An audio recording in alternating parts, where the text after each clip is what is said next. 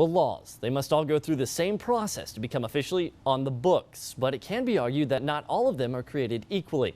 In fact, some of them may not actually be laws at all. So I took a closer look at two of these alleged laws you may have heard of to find out what's fact and what's fiction.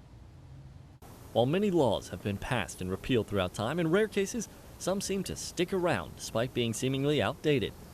Two of these believed laws, in particular to the state of Michigan, are that cars may not be sold on a Sunday and that women must have the permission of their husbands to cut their own hair. There is a somewhat gray area surrounding these laws as to where they come from, if they're actual laws, or if they ever were.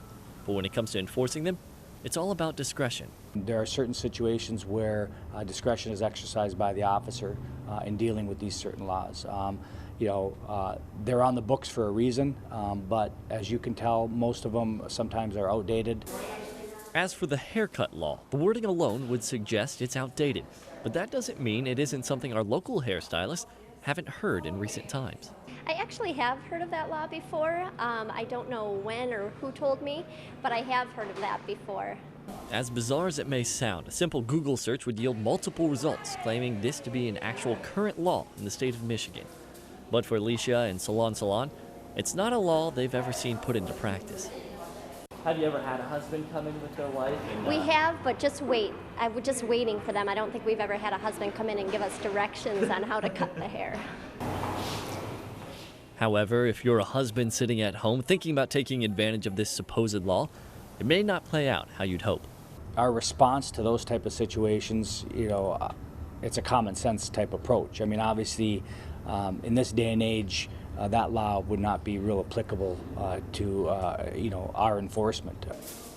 For the hairstylists and wives out there may be some good news, though, as attorney Daniel Mead says this law may not be as real as Google makes it seem. So I think that's a myth regarding cutting of the hair. We actually looked that one up. That's one that people commonly say. I don't think we were able to find that one. So when it comes to needing your husband's approval to cut your hair, well, that's a myth. However, the law regarding selling cars on a Sunday, well, that's a bit more confusing. This law is one that seems to be in practice, even here locally. It's a slim to none chance of actually finding a dealership that's open on a Sunday.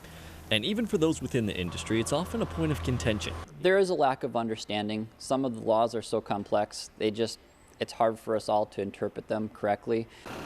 Now here's where the confusion comes in. Now this is an actual law in Michigan. However, the law states that only counties with a population larger than 130,000 are prohibited from actually selling cars on Sunday.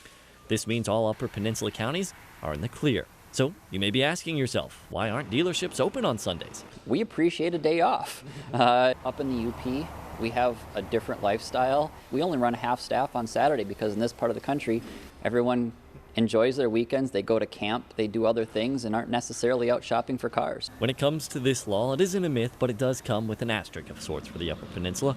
And while some laws change over time, usually for the better, for some, they don't mind holding on to the ideas of the past. We hope that this whole Sunday car business stays out of our business. We really enjoy our days off.